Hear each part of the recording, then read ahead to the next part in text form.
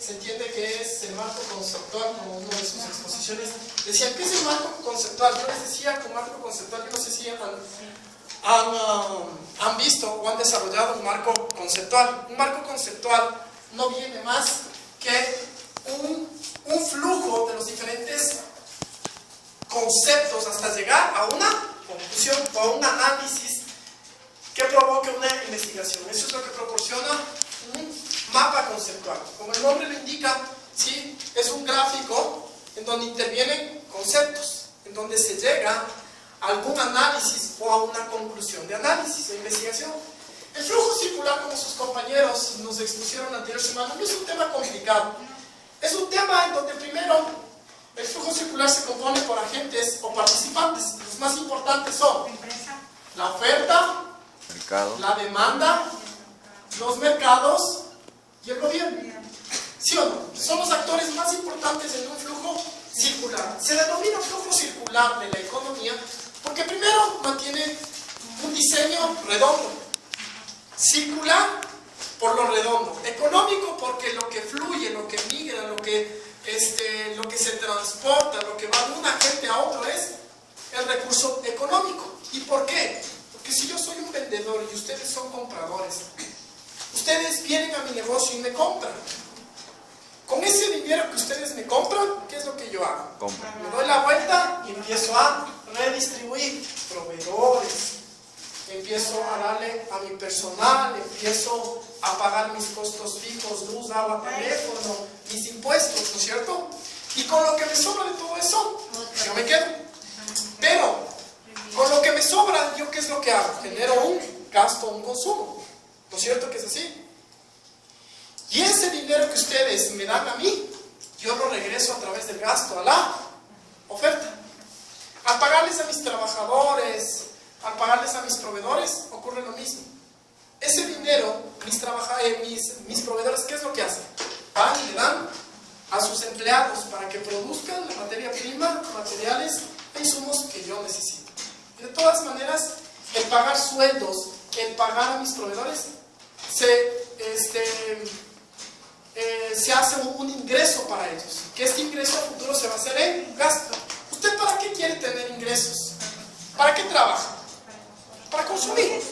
¿Sí o no que es así? El consumo nunca va a desaparecer porque el ser humano necesita de muchas cosas para poder vivir. Si ya tuviéramos todo, ni siquiera necesitaríamos trabajar, esforzarnos. No habría empresa, no habría ciencia, ustedes no estarían estudiando porque no se necesitaría conocer la problemática que gira en torno a una organización como tal. ¿Okay? Entonces, el flujo circular, ¿por qué es redondo? Porque circula, migra el recurso económico, y flujo porque existe una relación entre cada uno de estos actores o estos participantes.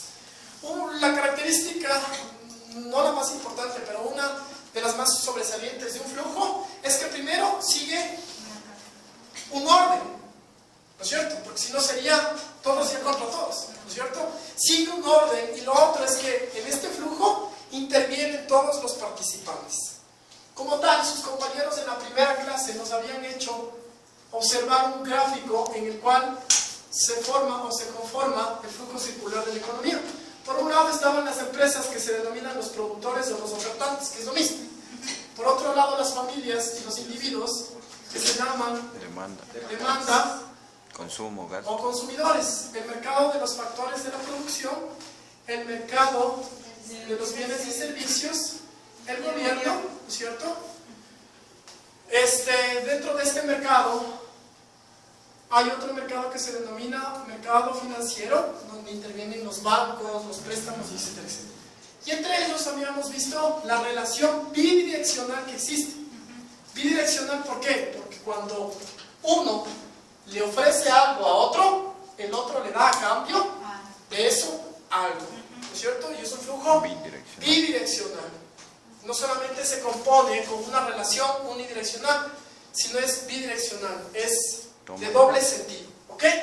Como tal, lo más importante aquí es determinar, porque en todo flujo, digamos, en un flujo ya de proceso, en sus empresas donde ustedes trabajan debe de haber flujos de proceso, en donde primero ingresa la materia prima, luego se transforma, luego sale al consumidor final.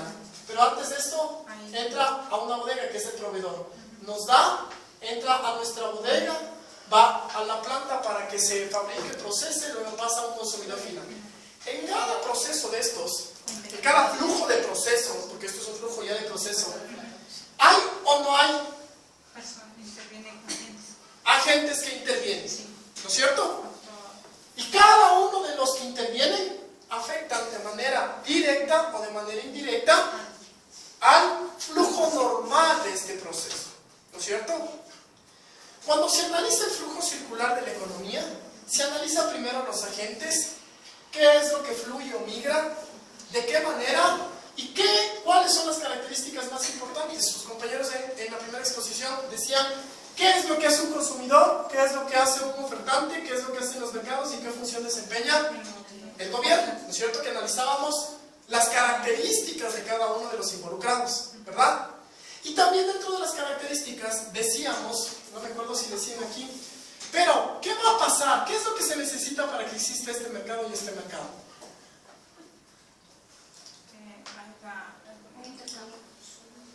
¿Quiénes generan el intercambio? El mercado. La oferta y la demanda. Entonces, ustedes verán la razón que tanto este mercado como este mercado, ¿sí?, nacen gracias a la oferta y a la demanda. Son ellos los que dan origen a estos dos actores dentro del flujo circular. ¿Qué pasaría si uno de ellos dejara de existir? Automáticamente ya se eliminara este y se eliminara este, porque estos dos se componen de la formación de compra y venta. La característica más importante de estos dos es el intercambio. Y el intercambio se da cuando hay un comprador y un vendedor. ¿Quién hace y quién recibe? Un emisor o un receptor. ¿No es cierto? Y al no haber estos de aquí, automáticamente este se quedaría desolado. ¿No es cierto? Dentro de todo esto se analiza que el motor regulador del flujo circular, por obvias razones, es el gobierno. Pero del gobierno no depende muchas cosas. Es más, estos dos dan origen a estos dos. Pero ¿quién es el que da origen a estos dos? ¿Quién da origen? El gobierno. ¿Por qué el cambio de la matriz productiva? ¿Qué quiere generar con el cambio de la matriz productiva? Que haya más empleo, ¿no es cierto? Es decir, que haya más empresas que fabriquen y que por la necesidad de la fabricación haya más oferta o producción, ¿no es cierto? Y al haber más empleo, ¿es o no es así que se generan ingresos para las personas? Al tener ingresos, automáticamente lo que se hace es generar el consumo. Entonces, estos dos son los que originan, o gracias a estos dos nacen estos dos. Y gracias a este nacen estos dos de aquí. ¿De acuerdo? Si bien es cierto, este es el motor regulador, controlador, generador, ¿sí? También es un organismo que es cerrado dentro del flujo circular porque no toma en cuenta otros factores. El flujo circular es muy bueno, ¿sí? Tiene ventajas y desventajas que se hablaban, pero una de las ventajas más importantes es que a través de este, ¿sí?, se pudo desarrollar el análisis del PIB, porque esto es un marco conceptual. ¿Sí ven? Es un marco ya de conceptos en lo que yo les estoy diciendo. Estos dos forman a estos dos y este forma a estos dos. Eso es un marco conceptual en donde uno se da cuenta a través de conceptos, ¿sí?, quién da origen a qué o a quiénes. ¿De acuerdo? Entonces es gracias a esta información que se permite en la economía poder estudiar el PIB. Y para poder estudiar estos dos puntos, empecemos por lo básico. ¿Qué es el PIB? Antes, perdón, iba para esto, y me olvidé un bolsito, un papelito. ¿Qué ventajas tiene el flujo circular? Porque debe tener algo bueno para que se analice y para que sea el punto de partida de la economía como tal. Riqueza interna. ¿Qué hace? ¿Qué hace? ¿Qué produce? ¿Para qué sirve? ¿Pero qué da? ¿A qué ayuda? ¿A qué crezca una economía? A generar riqueza como producto del generamiento desarrollo económico, ¿sí? En un país, ¿no es cierto? Entonces lo más importante es generar riqueza, porque la matriz productiva lo único que solo produce no solamente quiere darnos trabajo, sino quiere que mismo comercialicemos y el consumamos. Ecuador económicamente se desarrolle. ¿Gracias a qué? A la mejor interacción que exista entre estos, ¿sí? Si hay más demanda o más oferta, eso poco a poco se va a ir equilibrando. Y el equilibrio, adivinen quién fomenta el equilibrio. El gobierno, porque es un ente controlador equilibrado. ¿Qué pasa cuando no hay gas, por ejemplo? Con la demanda. Hay especulación, suben los precios. ¿Qué pasa cuando hay esto? Ya lo contrario, cuando hay una sobreproducción y hay bastante de un producto, pero no hay mucho consumo.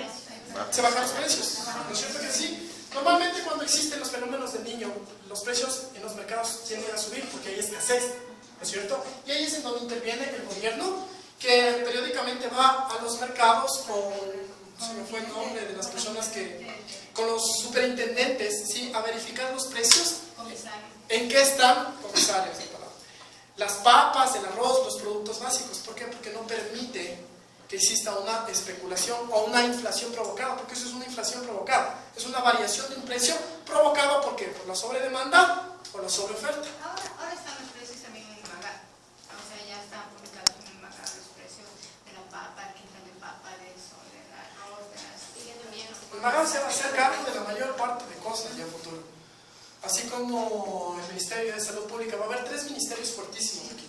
Va a ser el IES, que va a administrar a futuro la mayor parte del sistema financiero, el MAGAP, que va a administrar toda la producción, que no es el MAGAP, es el MIPRO como tal, ¿sí? Que va a administrar toda la economía, todos los factores ya productivos.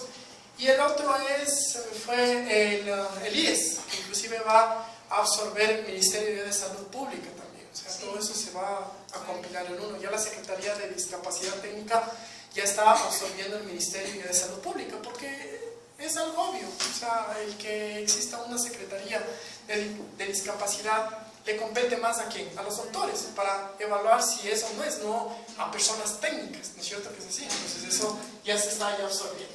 Como ventajas, las ventajas es que a través de este flujo circular se genera riqueza. Este flujo circular, lo que fue adoptado por la Unión Europea, por ejemplo, es un buen ejemplo. ¿Qué es lo que hizo ya la Unión Europea? En vez de tener un gobierno, porque la Unión Europea se forma por varios países, conformó una unidad supranacional, es decir, cada país envió a un delegado para que formaran un comité entre todo ese organismo. Y entre todo ese comité levantaron a un órgano supranacional que era, y quién es el que toma ya las decisiones para todo el bloque económico que es la Unión Europea. Pero esto les sirvió porque trabajaron entre ellos. Y al cerrar su flujo circular y al trabajar entre ellos, consumir, gastar, vender, adquirir entre ellos, la economía poco a poco fue subiendo. ¿Por qué creen que es tan importante el que el Ecuador haya desarrollado estrategias como consume lo nuestro, primero lo nuestro, hecho en Ecuador? ¿Por qué? Si no, no sería tan importante un flujo circular de la economía, que se quede aquí mismo, que la oferta y la demanda se quede aquí mismo, ¿no es cierto que es así? ¿Por qué entonces el cambio de la matriz productiva al eliminar las compras desde fuera? Porque lo que quieren es que se quede aquí todo, que aquí se compre y que gracias a la compra se genere ingresos, y gracias a los ingresos se genere gasto. Y cada vez más se siga consumiendo más, y cada vez más se siga teniendo más ingresos. ¿Cómo le suben a usted el sueldo en su empresa? ¿Sí o no? Normalmente los jefes, ¿qué es lo que saben decir? No te puedo subir porque es el presupuesto que yo tengo. ¿A qué va ligado un presupuesto? A las ventas. ¿No es cierto que es así? Entonces, la idea es que se vende más, se consume más, se paga más. Y eso es lo que le sirvió a la Unión Europea para que su economía prospere, crezca, de tal manera que el euro se pueda posicionar en los mercados ya de divisas por sobre encima del resto de monedas que venían predominando desde hace años, ¿sí? De tal manera que una de las ventajas es eso, generar riqueza. Se trabaja entre la oferta y la demanda interna, cubre, guarda, salvaguarda economías internas, es decir, la economía de un país crece sin necesidad de economías de afuera, ¿sí? Sino gracias a sus propios sacrificios y esfuerzo. Eso como ventajas más importantes del flujo circular. Como desventajas, que no considera agentes externos. Uno de estos agentes son otros países. Y solamente considerando la intervención de otros países, automáticamente ya estamos,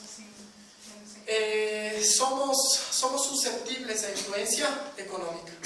¿Por qué? ¿Qué tal si, por ejemplo, para producir medicamentos, yo necesito una materia prima que hay afuera que no se hace aquí, yo mando a ver desde China? Y en China, por las devastaciones, por el cambio de los gobiernos, por la economía, etcétera, etcétera, suben los precios de esta materia prima. Automáticamente mi economía va a ser influenciada por la alteración de los precios. Automáticamente, porque es una variación. Y esa es una de las desventajas que no considera el flujo circular de la economía, porque se cierra solamente en estos actores. No considera, por ejemplo, los valores de los productos sustitutos aquí. No se considera, porque se habla solamente ¿qué? De oferta. ¿Ya? Digamos que se conoce que un país genera riqueza cuando el ingreso que ustedes tienen supera el valor de la canasta básica. La canasta básica está en aproximadamente $600, digamos que ustedes ganan 700. Pero no es lo mismo comprar una canasta básica en el aquí, en el día, en el Supermax o en el Megamax. ¿No es cierto? Ese es otro de los aspectos que no considera el flujo circular de la economía. Que no considera productos sustitutos, que solamente considera la papa. Pero como la papa es cara, entonces compremos yuca. Nos va a servir para lo mismo y de todas maneras va a suplir las necesidades y se va a generar el mismo retorno, ¿no es cierto? Bien, esto da origen al análisis del PIB. ¿Por qué da origen al análisis del PIB? El PIB, como ustedes saben, es Producto Interno Bruto. El Producto Interno Bruto es el PIB. Muy bien, hasta ahí estamos clarísimos. ¿Qué es? La variación de la transformación, producción, elaboración, fabricación de bienes y servicios en productos finales, ¿no es cierto? Y que estos tienen, para ser considerados dentro del PIB, todas las actividades que hagan esto, tienen que cumplir dos características. Para que sean considerados dentro del cálculo del PIB, tienen que ser realizados dentro del territorio nacional, es decir, en el Ecuador, en el país. Y lo otro es que sea de consumo final, es decir, los productos elaborados, procesados, transformados no necesiten ningún otro cambio y que cuando ya se los termine se pueda decir esto está listo para el consumo y que no necesiten ninguna otra transformación adicional. Yo les ponía un ejemplo con una botella de agua. Présteme su botellita. Para desarrollar este producto, que es un producto, ¿no es cierto? ¿Cuál es el producto final? ¿La tapa, el envase, la etiqueta o el líquido? El plástico. ¿Cuál es el producto? Final. Todo. Porque usted, si no tiene ya el envase, ¿cómo va a tomar el líquido? Si no tiene ya la tapa, ¿cómo se va a transformar? ¿Cómo se va a transportar el envase y el líquido? ¿No es cierto? Si no tiene etiqueta, ¿cómo va a saber qué es lo que...? O sea, para saber que este producto es final, se necesita la sumatoria de la producción de tapas, el envase y la etiqueta. Es decir, la elaboración de tapas, la fabricación y producción, si bien es cierto, es un producto final, pero no es para un consumidor final. ¿O usted puede comerse las tapas? No es cierto. Entonces, lo que se considera que es la producción total, ¿sí? De X cosa. Gracias. Bien, empezando por allí, para poder calcular el PIB, y eso lo habíamos visto en la contabilidad nacional, ¿qué métodos existen que nos proporcionan información para poder registrar en la contabilidad nacional?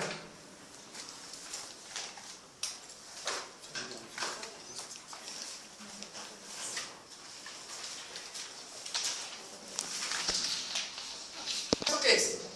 Un método de gasto-consumo, ¿no es cierto?, que vendría a ser los egresos que la contabilidad normal en una empresa utiliza para formarlo.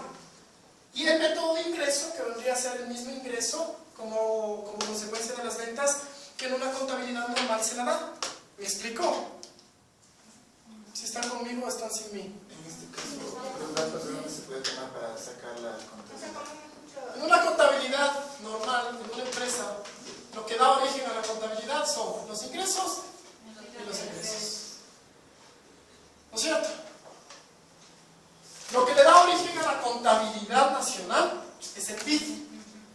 eso para obtener el PIB también existen métodos. El uno que se llama ingreso, que es parecido al de una contabilidad normal, método de ingreso del PIB. El otro que se llama método de gasto o consumo del PIB, que viene a ser el método de egreso, ¿no es cierto? Porque lo que gasta, ¿qué es lo que hace el consumidor? Saca de su bolsillo, ¿no es cierto que es así? Y adicional a este hay otro método que se denomina valor agregado. Con estos tres métodos se puede obtener la información que proporciona el PIB. Ahora, si el PIB analiza la transformación, elaboración de los bienes y servicios, ¿no es cierto?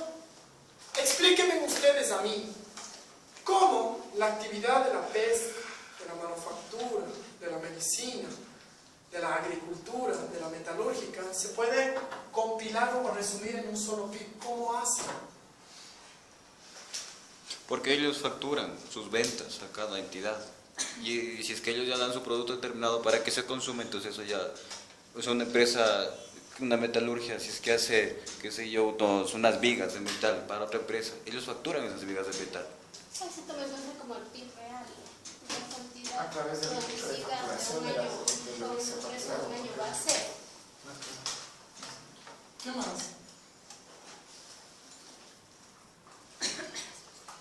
Tal vez a Se través de suma la todo y facturación. ahí se suma todo. Cuando ustedes consultan el PIB, ustedes lo han consultado a manera de porcentaje, ¿no es cierto? Sí. ¿Cómo toda la transformación por actividad de un país se resume en un porcentaje? ¿Se han preguntado eso? ¿Cómo se llega a obtener este porcentaje? Se suma de cada sector. Ya, ¿cómo usted suma el sector de la pesca con el sector de la agricultura, con el sector de la ganadería? Es como que sumara peras, papas y bananos. ¿Cómo que se van a poder sumar? Les agrupan en sus diferentes partes, si es ¿Cómo lo pescador. hace? Eso no se llama como sistema económico. Por sectores. Hay un PIB global. ¿Cómo hacen ese PIB global? Los que lo hacen por sectores y luego le suman de todos los sectores. Ya, pero ¿cómo suma ¿Qué todos sumas? Ajá. los sectores? ¿Cómo usted Por suma? ejemplo, en pesca, A ver, usted tiene en pesca 50.000 toneladas de atún. ¿Cómo suma con la ganadería? La producción de 3.000 chanchos. ¿Cómo suma chanchos con atún? Ya. Pero no se Sería escoge un dinero. total de cada uno. es que No. Sería el dinero. ¿Cómo lo hace? Analice. Eso es analizar. ¿Sí ven? el precio por la cantidad. Correcto. producida. Entonces, el PIB se obtiene porque es la única manera en la que se puede sumar toda la producción del país. En términos económicos o monetarios, porque no se puede sumar en unidades. No podemos sumar 50.000 toneladas de atún con 30.000 reses porcinas. ¿Me explico? No hay cómo. Entonces a eso se le multiplica por un valor y eso se obtiene una cantidad económica. A esa cantidad económica se le suma lo que dio la producción del atún, lo que dio la producción de automóviles, la producción ganadera, la producción agrícola, la producción metalúrgica, y así, pero todo en temas monetarios. ¿Quién es el que registra todo lo que está generando cada empresa para saber cuánto genera? ¿Quién es el que lleva toda esa información? El INE. Y ahí toma para... El Banco Central del Ecuador es otro, porque antes tenía yo la función de emisor, ¿no es cierto? El Banco Central cumple dos funciones. La una de levantar indicadores económicos, es el que hace la planificación de toda la economía en el país. Es por eso que ustedes, yo les animo, entren a la página del Banco Central y pongan indicadores del PIB de la agricultura y ustedes van a encontrar ahí, ¿sí?, cuánto se ha producido. Y la otra función del PIB del Banco Central es estar por sobre encima de la superintendencia de bancos y compañías, que es el órgano rector, ¿sí?, de todo el sistema financiero. ¿Y las empresas tienen que reportar al INE mensualmente o No, el anualmente? INE Tal vez, va ¿cómo con es? sus... La fiscalización. va de local en local, viendo los precios, Ah, ¿sí? ya. Va a 5 o 7 panaderías de un sector, va de otro sector y dice que el precio promedio es este. En este caso, en empresas. Y luego, ¿cómo se da cuenta cuánto ha producido? Para eso interviene el SDI. Porque todo lo que usted gasta en materia prima, en harina, mantequilla y todo, le sirve para procesar. Cuando usted factura lo que vende. Y lo que vende usted le reporta al SDI. Entonces de ahí se obtiene esa información. Ahora, Ahora hay un sistema centralizado. Ahora, el que usted, por ejemplo, declare en el SDI un valor, tiene que ese valor concordar con el IES, con la super de bancos y con el SDI. O sea, todo tiene que tener. Ahora hay inclusive una normativa que si sea una cuenta privada, el SDI de necesitar investigación para ver si efectivamente está declarando lo que es, se puede ingresar a su cuenta bancaria y ver qué es lo que tiene de ingresos y qué es lo que tiene de egresos y empezar a confrontar. Y a decir, me está declarando en sus impuestos que ha vendido $54,000, pero de repente yo veo que en toda su cuenta, en ese lapso de ese mes, le han entrado $67,000. ¿Cómo es eso? ¿Me explico? Y empiezan a pedir anexos. Y es por eso que hay tantos anexos en la contabilidad tributaria, anexos de compras, porque ustedes tienen que llenar un formulario y no solamente declarar. ¿Quién trabaja en contabilidad aquí? ¿Nadie? ¿No? han trabajado, sí. Han trabajado así. Pero necesitan hacer anexos, ¿no es cierto? Anexos de lo que compra y anexos de lo que vende. En dónde va, el número de la factura, a quién vende, en qué cantidad vende. Y de ahí las entidades empiezan a registrar ya la información. Entonces el PIB, para que se pueda obtener el PIB, se necesita la cantidad de producción, transformación, elaboración de ¿qué? De bienes y servicios en productos finales. Esta cantidad de productos debe cumplir estas dos características. Por el valor unitario. Y es ahí en donde el PIB se refleja en información cuantitativa.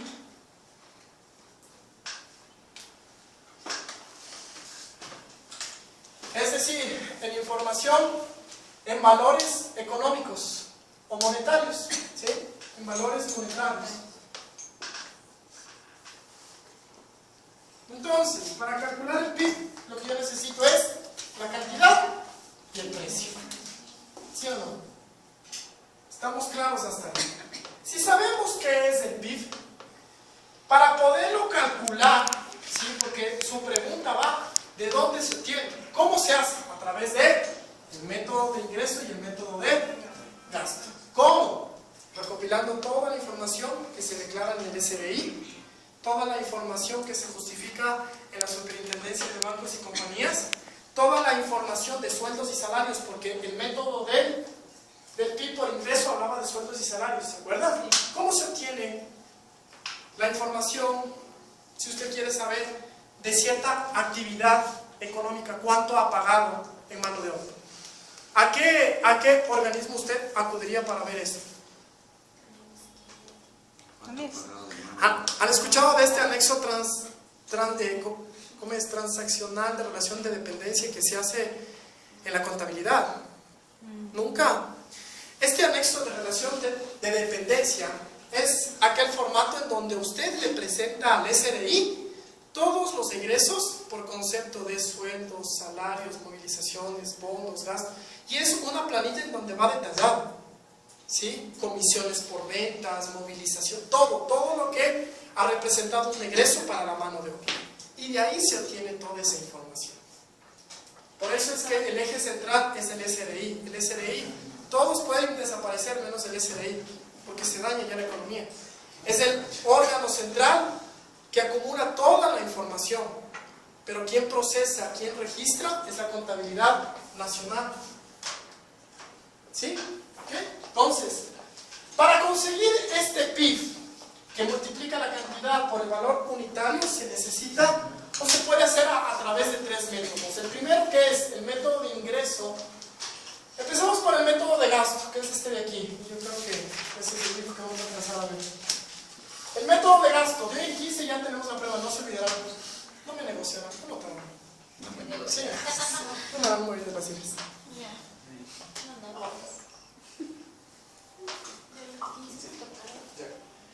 El primer método, método de gasto, ¿sí?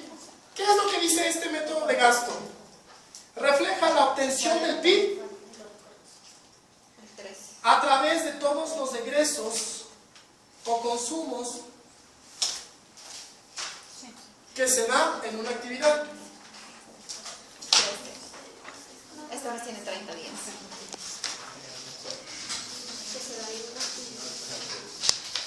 Y qué otra pregunta, perdón que le corte la clase.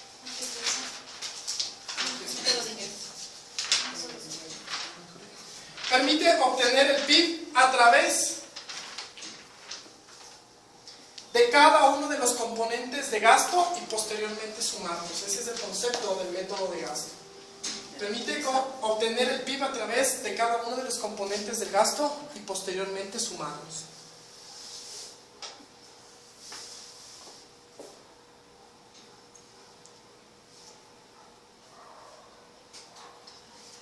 Su fórmula está representado por la siguiente ecuación, en donde Y es igual al PIB, o significa el PIB más C más I más G más X menos N, en donde C son todos los gastos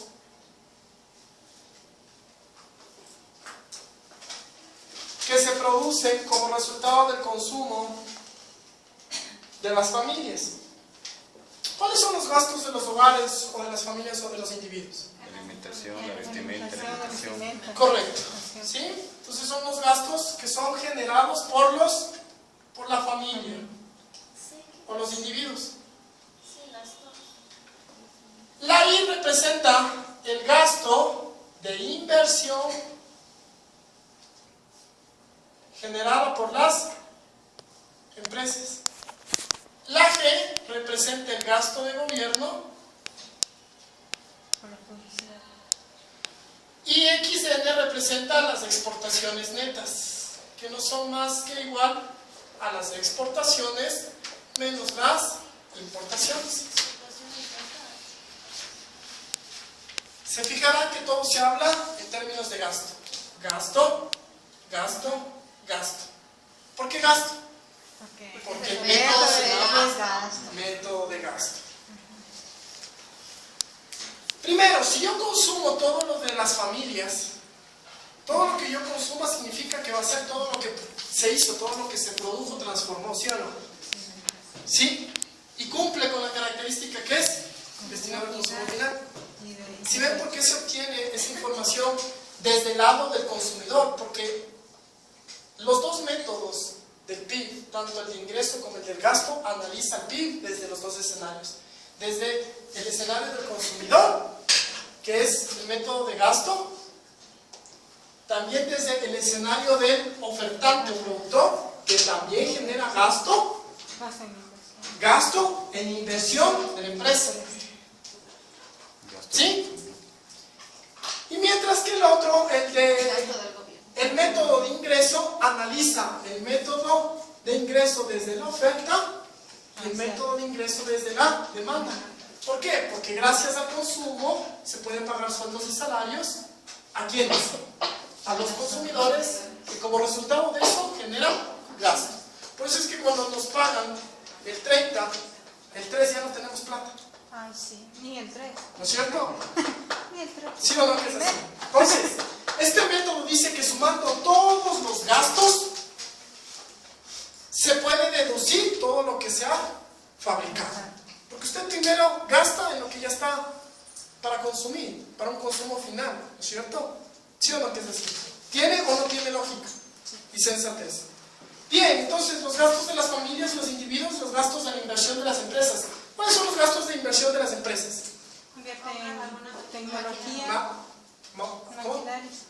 Cuando compran alguna maquinaria, por ejemplo. ¿Ya? Materia prima. O también cuando invierte en ¿Qué más? otras empresas como la... Edificios, fábricas, No, ahí ya no sería gasto. Ya no es gasto. No, ahí ¿Qué es sería gasto? inversión. No, Este es inversión. gasto de inversión. Es decir, yo gasto, ¿sí?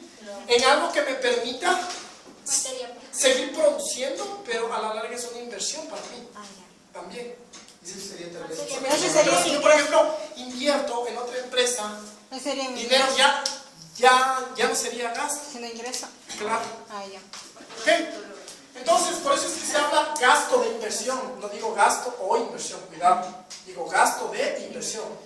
un egreso que sirve para reformar. analizar al PIB a través del modelo de gasto, pero para la empresa se convierte en una inversión, por eso es gasto de inversión. Invierte en ¿Ok? materia prima. El gasto de gobierno, ¿por qué? ¿Qué es lo que produce el gasto de gobierno? Mucha publicidad. Educación, carreteras. Pero queda abajo. Trabajo. Gracias a ese trabajo se pagan los sueldos y gracias a esos sueldos uno puede seguir consumiendo. Viviendo. ¿No es cierto? Sí. Entonces, el gasto es aquel que produce trabajo. Porque gracias a su consumo es que muchas empresas siguen viviendo, ¿sí o no?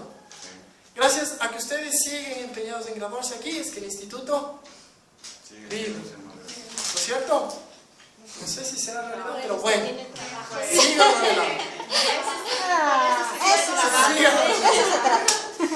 Dice, pero tiene Entonces, el gasto es lo que, solamente a través del gasto es lo que se produce el ingreso. Solo el gasto es lo que genera ingreso. Porque gracias a lo que usted va a la tiendita y compra, está dando trabajo al producto que está comprando. ¿Por qué creen que hoy es tan rentable hacer autos?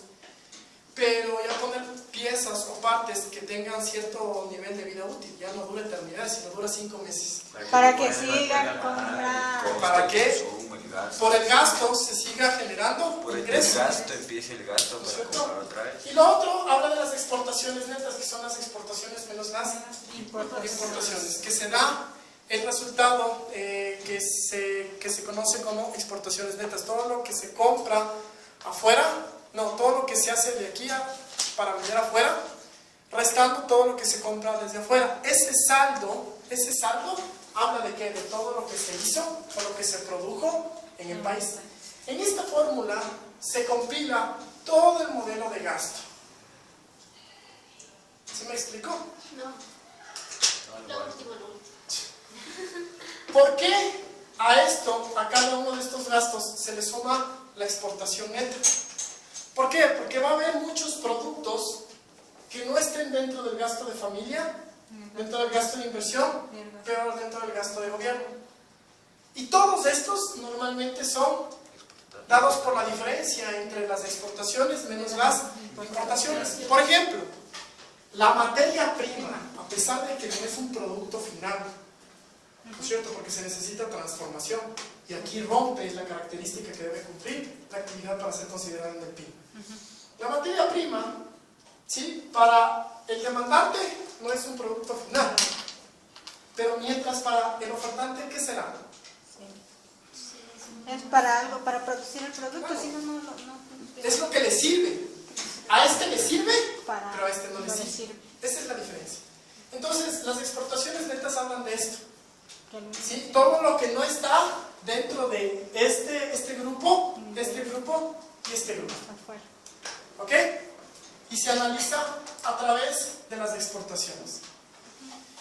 Yo quiero puntualizarles algo. El PIB, con los diferentes modelos, no se puede calcular a ciencia cierta cuál es el PIB de una nación. El PIB lo que refleja es un valor económico aproximado, ¿sí? De la economía en un país. No es que el PIB dice eso y eso es lo que se ha hecho. No. Que por ejemplo el PIB no considera